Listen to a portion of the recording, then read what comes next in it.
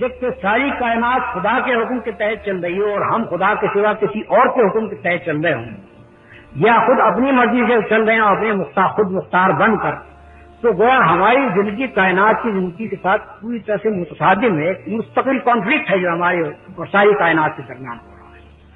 تمہاری زندگی کا قانون اور ضابطہ بھی وہی ہونا چاہیے، ساری کائنات کی زندگی کا قانون اور ضابطہ ہے۔ تمہارا حاکم بھی وہی ہونا چاہیے، ساری کائنات کا حاکم ہے۔ جس طرح سے کوئی بیل کسی بیل کا مالک نہیں ہے، اسی طرح سے کوئی انسان بھی کسی انسان کا مالک نہیں ہے۔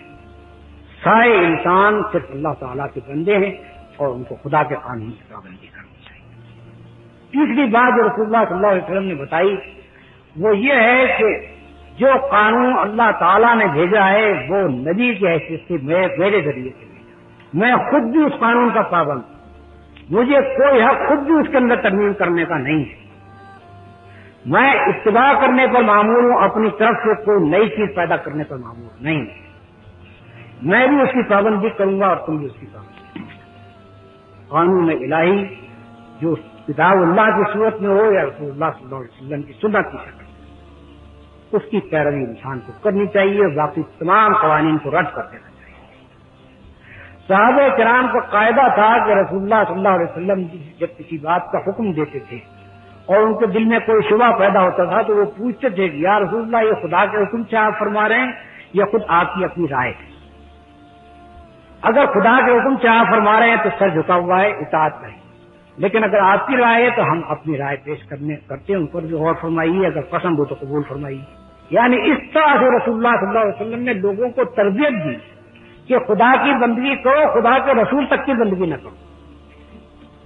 یہ دوسری اہم ترین بات ہے جو انسان کو پوری آزادی عطا کر دیتا ہے، انسان کو تمام غلامیوں سے نکال دیتا ہے اور صرف ایک کی بندگی میں داخل کرتا ہے جس کے فی الواقع ہم بندے پیدا ہوئے ہیں۔ تیسری بات جو رسول اللہ صلی اللہ علیہ وسلم نے انسان کو بتائی وہ یہ ہے کہ تم خدا کے سامنے جواب دو، تم اس دنیا میں چھترے بے مہار نہیں ہو کہ اپنی مرضی سے جو چاہو کرتے پھرو، جس کھیت میں چاہو چرو اور تمہیں کوئی پوچھنے والا نہ ہو،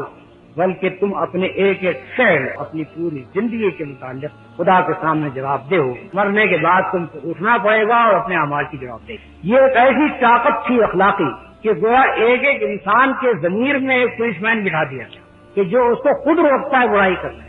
باہر کوئی طاقت روکنے والی ہو یا نہ ہو، مگر جس شخص کو یہ یقین ہو کہ مجھے خدا کے سامنے جا کر جواب دہی کرنی ہے، وہ کبھی خلوت میں، کبھی اندھیرے میں، کبھی جنگل میں، کبھی کسی انسان مقام پر بھی اللہ کی نافرمانی نہیں کر سکتا، بشرطے کہ اس کو یہ احساس ہو کہ میں جواب دیں۔